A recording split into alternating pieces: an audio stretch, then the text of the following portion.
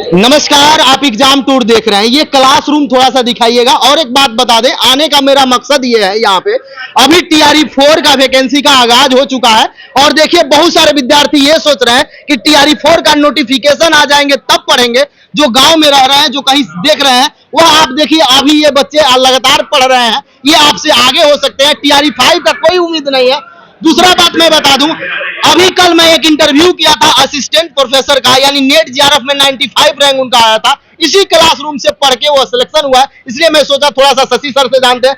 Sir, आज vacancy का जैसे पेपर में दिया गया है नोटिफिकेशन, क्या ये सच है या गलत है? देखिए, वैकेंसी के ऊपर इतना ही बोलना है कि सच है कि झूठ है। जब तक बीपीएससी अपने वेबसाइट पर नहीं टांग देता है तब तक हम कुछ कह नहीं सकते। क्या कि वो रोस्टर कई दिन से आ रहा है। वो रोस्टर पर मैंने कितने मास्टरों ने कितना वीडियो बना दिया और कितने न्यूज चैनल वाले ने कितना वीडियो बना दिया, लेकिन रोस्टर अभी तक आया नहीं। नहीं समझे बात को।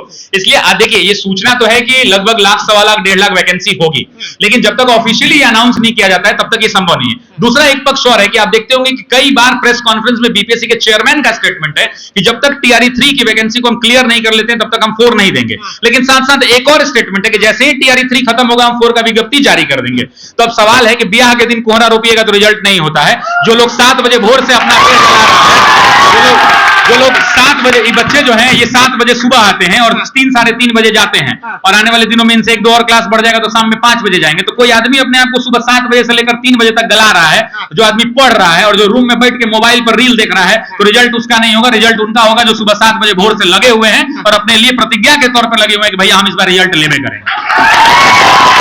सर, विद्यार्थी इसलिए नहीं लग रहे हैं। बहुत लोगों को लग रहा है कि स्टेट का रिजल्ट दे देगा तब उसके बाद टीआरई 4 आएगा। लेकिन जब नियुक्ति पत्र वितरण हुआ तो मुख्यमंत्री ने साफ तौर पर हाथ जोड़ के बोला कि जिस भी विभाग में जितना भी पद खाली है उसको आप प्रयास करिए कि 6 माह में भर्ती कर लें, सब कुछ कर लें। तो ये भी हो सकता है कि टीआरई इधर प्रोसेस में रहे, 3 टीआरई 4 का वैकेंसी भी दे दे। देखिए, ये मुझे उतना संभव नहीं दिख रहा है, लेकिन अगर होता है ऐसा तो अच्छी बात है। लेकिन एक बात तो तय है ना कि वैकेंसी तो आनी है। और एक बात और आपको बता देते हैं कि टीआरई 4 की वैकेंसी आखिरी वैकेंसी होगी जो लाखों की संख्या में होगी। टीआरई 5 नहीं, टीआरई 5 आएगा। लेकिन आप समझिए ना कि जैसे आज क्या होता है मध्य प्रदेश में, दिल्ली में आप चले जाइए, डीएसएसबी की कितनी वैकेंसियां आती हैं भाई। स्कूलों में अगर विद्यालय में सभी शिक्षक पहुंच जाएंगे, देखिए किसी भी बात को गंभीरता से सोचने की जरूरत है। हम लोग फुहरता वाली बात नहीं कर सकते। आप समझिए, टीआरई 1 के अंदर में 1,25,000 के आसपास, टीआरई 2 में भी लगभग उतना ही, 2.5 लाख लोग, लगभग 2,40,000 भर्ती हो गया। टीआरई 3 में 90,000, लगभग 3.5 लाख, और 1.5 लाख और बढ़ा दीजिएगा, अगर मान लेते हैं 1.25 लाख भी बढ़ा दीजिएगा तो 4.5 लाख होता है। बिहार में कितने लोग रिटायर किए होंगे और कितना नया सरकारी स्कूल खोल जाएगा होगा भाई।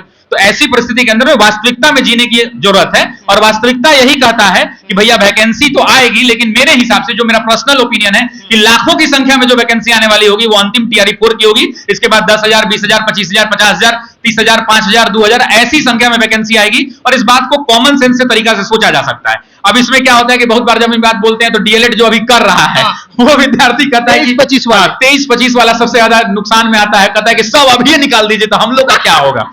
तो वैसी परिस्थिति के अंदर में देखिए, आपका भी होगा, थोड़ा कंपटीशन टफ होगा। और एक बात तो तय है कि पढ़ने वाले का रिजल्ट होबे करता है। लेकिन लाखों की संख्या में वैकेंसी, मुझे लगता है कि टीआरई 4 की आखिरी मौका होगा। इसके बाद वो वैकेंसी लाखों से घटकर 1000 में आ जाएगी। चाहे वो 90,000 हो, चाहे वो 50,000 हो, संख्या 1000 में ही रहेगी। सर, एक प्रश्न ये है, क्या यदि बीपीएससी टीआरई 4 की तैयारी करना है या टीआरई का जो आप तैयारी कराते हैं उसका लेवल जीआरएफ तक पहुंचा देते हैं इन बच्चों को? 95 रैंक लाना, 95 रैंक। ऑफलाइन स्टूडेंट है, टीआरई 2 बैच के हैं, और ऑनलाइन में भी काफी अच्छे से जान पहचान है। क्योंकि इस क्लास में भी एक विद्यार्थी है, सचिन, पीछे बैठता है, वो भी रोज पुर्जा में लव लेटर टाइप का सवाल लिख कर देता है। लेकिन सवाल पूछने वाले लोग बुरे नहीं होते, और मास्टर का धर्म है। बच्चे अब क्लास में क्यों आते हैं? ऑफलाइन और ऑनलाइन में बस अपना अंतर इतना ही है कि ऑनलाइन में अपने मन की जिज्ञासा शांत नहीं हो सकती है, सवाल पूछने की उस लेवल की आजादी नहीं होती है। ऑफलाइन में लोग खुलेआम पूछ सकते हैं और अपने सवाल का जवाब प्राप्त कर सकते हैं। तो वो विद्यार्थी भी, मुझे याद है, टीआरई 2 बैच का विद्यार्थी है, 95 रैंक लाया है, शुभकामनाएं हैं। और देखिए, बच्चे के सिलेक्शन में किसी भी शिक्षक का 50% से ज्यादा रोल नहीं होता है। मात्र 50%। कोई भी टीचर आगे कहे कि हमरे से रिजल्ट हो गया, ये संभव नहीं है मेरे भाई। इस बात को समझ लीजिए, किसी भी शिक्षक की बच्चे के रिजल्ट में भूमिका 30 से लेकर 50% की होती है।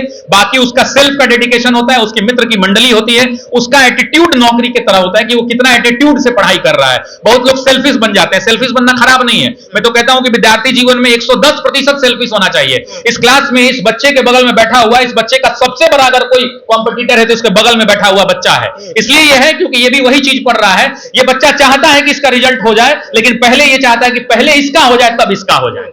तो कंपटीशन की भावना इस लेवल की होती है, तो इसमें कोई गलती नहीं है। तो मेरा यह कहना है कि विद्यार्थी अपने हिसाब से मेहनत करते हैं और मेहनत से सफलता लेते हैं। शिक्षक की जो भूमिका होती है वो 30 से 50% की होती है, बाकी विद्यार्थी का अपना भूमिका होता है जिससे वो पढ़ता है। क्योंकि अगर ऐसा होता तो हम लोग रोज हर बैच में पढ़ाते हैं। ये टीआरई 4 का बैच है, ये तीसरा बैच है टीआरई 4 का। तो वैसे अभी टीआरई 4 का फॉर्म नहीं आया, ये तीसरा बैच चल रहा है। तो आप समझिए कि टीआरई 4 के अंदर में अगर बच्चे पढ़ रहे हैं तो हम पढ़ा रहे हैं इनको, ये बैच कंप्लीट हो जाएगा। भर जाके ये क्या कर रहे हैं इनके ऊपर डिपेंड करता है और रिजल्ट भी उसी बात पर निर्भर करता है। थोड़ा सा बता दीजिए, जिनका टीआरई 1 में सिलेक्शन नहीं हुआ, टीआरई 2 में नहीं हुआ, 3 में लगे हुए हैं, उम्मीद में है, या जो विद्यार्थी टीआरई 4 में पढ़ रहे हैं, रूम पर पढ़ रहे हैं, कोर्स पूरा कर लिए, या आपका ऑनलाइन बैच लेकर पढ़ रहे हैं, रूम पर क्या करना चाहिए, कैसे रिवीजन करना चाहिए, थोड़ा सा बताओ। ऑफलाइन में तो आप पूरा बताते हैं, ये बात मैं सुन रहा था, रुक के थोड़ा सा और देखिए, जहां तक आपके इस प्रश्न का उत्तर है ना, तो इस प्रश्न का उत्तर बड़ा सीधा और सरल है। सिलेक्शन ना अगर टीआरई 1 में नहीं हुआ तो कुछ गलती हुई होगी, 2 में भी नहीं हुआ तो फिर वही गलती दोहराई गई होगी या कोई नई गलती हुई होगी, 3 में भी अगर उम्मीद नहीं दिख रहा है तो फिर कोई ना कोई नई गलती होगी। 2-3 बड़ा कॉमन मिस्टेक है जो बच्चे करते हैं। बच्चे पढ़ने पर बहुत ज्यादा फोकस हो जाते हैं, प्रैक्टिस को छोड़ देते हैं।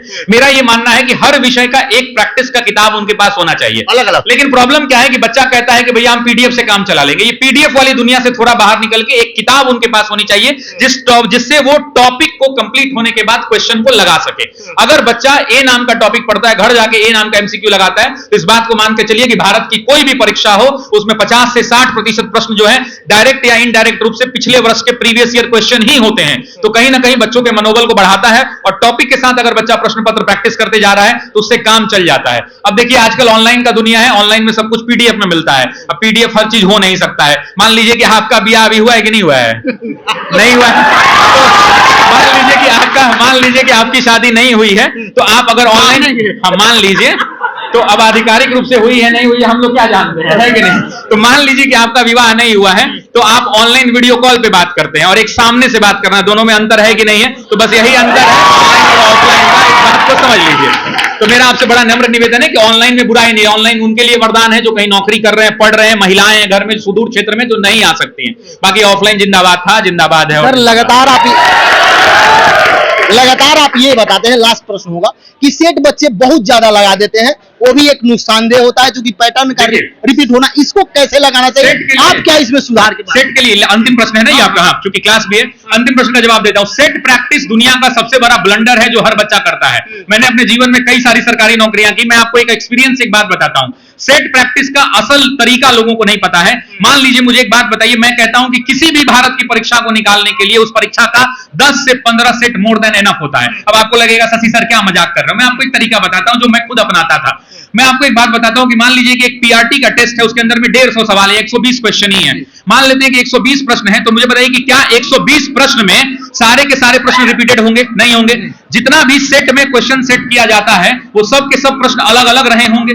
अब वैसी परिस्थिति के अंदर में बच्चा घर जाके करता यही बस कि अगर वो घर जाके क्वेश्चन एक कॉपी उठाए, उस कॉपी पे लिखे क्वेश्चन नंबर 1 और वहां लिखे कि स्वदेशी आंदोलन, क्वेश्चन नंबर 2 बंगाल विभाजन, क्वेश्चन नंबर 3 कोशिका, क्वेश्चन नंबर 4 ये टॉपिक। अगर 150 क्वेश्चन जो टेस्ट के अंदर में उसको मिला है उस सब के उसके सामने क्वेश्चन के सामने टॉपिक लिख दे और घर पर जाकर उस टॉपिक को खोल के एक बार 5 मिनट में रिवीजन कर ले। मुझे एक बात बताइए कि एक सेट में उसका 150 टॉपिक का रिवीजन होगा। बच्चा ये करता है कि इसका बी आंसर सही हो गया, वो रिवीजन नहीं करता है। टेस्ट का असल मानव होता है रिवीजन करना। अगर एक सेट के अंदर में 150 सवाल है, आपने कॉपी उठानी है, 1 क्वेश्चन के सामने उसका टॉपिक लिखना है, 150 टॉपिक लिख दिया, 10 टेस्ट अगर कर लिया तो 1500 टॉपिक होता है। और आप देखिएगा कि 2-3 टेस्ट 4 टेस्ट जैसे ही इस तरह से वो पूरा करेगा उसका अपने आप रिपीटेशन होना चालू हो जाता है। इसीलिए मैं कहता हूं कि किसी भी परीक्षा को निकालने के लिए 10 से 15 सेट का रिवीजन करना मोर देन एनफ होता है, उससे ज्यादा टेस्ट सीरीज लगाने की जरूरत नहीं होती है। अब एक सवाल ये उठता है कि टेस्ट कब लगाना चाहिए। अब सवाल ये है कि आप पढ़ भी नहीं किए, टेस्ट लगा के अगर आप चाहते हैं कि ज्ञान अर्जित कर लें, तो मार्केट के अंदर में ऐसी बहुत सारी किताबें हैं जो क्वेश्चन के ठीक नीचे आंसर दे देती हैं।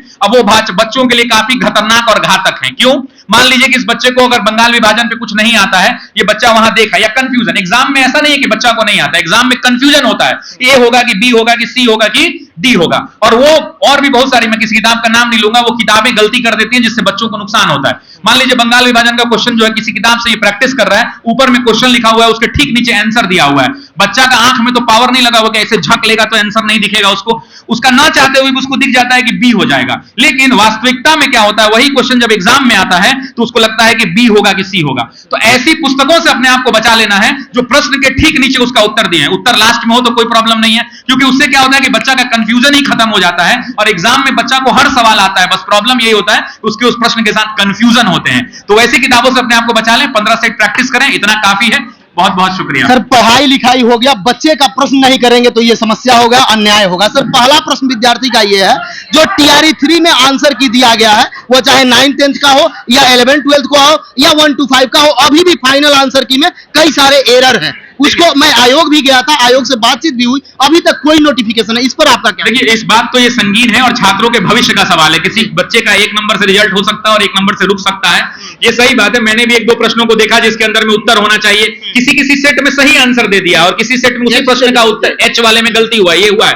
और ये क्या है कि ये गलत बात है और इस पर आयोग को संज्ञान लेना चाहिए और इसको तत्परता से सुधार करना चाहिए, क्योंकि आप नहीं जानते हैं, हो सकता है कि उसी बच्चे के 1 नंबर से रिजल्ट ना आ जाए। और एक बात और है कि आयोग को ऑनलाइन में इसमें थोड़ा सा एक्टिवेटेड फॉर्म में रहना चाहिए और अगर बच्चे कुछ कहते हैं तो उस पर एक बार सरलता से, तेजी से उस पर काम करके आयोग को सही उत्तर जारी करना चाहिए, क्योंकि 1 नंबर से किसी का भविष्य बन सकता है, किसी परिवार की खुशियां बढ़ सकती हैं या किसी भविष्य का बच्चे का जो है खुशी खत्म कर सकते हैं। तो ये बात ध्यान रखना। सर इससे पहले स्टेट नहीं हुआ तो मान लेते हैं टीआरई 1 में थोड़ा सा बच्चे कम मिले, टीआरई 2 में भी कम मिले, लेकिन टीआरई 3 में 87,774 पद पर रिजल्ट आएगा या नहीं? स्टेट में रिजल्ट देखिए, ये बात तो बड़ा संगीन है कि रिजल्ट तो भैया एक बात समझ लीजिए, बिहार के अंदर में अगर आपने वैकेंसी जारी किया 1000 सीटों पर, तो आपने वैकेंसी क्यों जारी किया है? क्योंकि 1000 लोग चाहिए आपको, तो फिर 1000 पे क्यों नहीं रिजल्ट आएगा?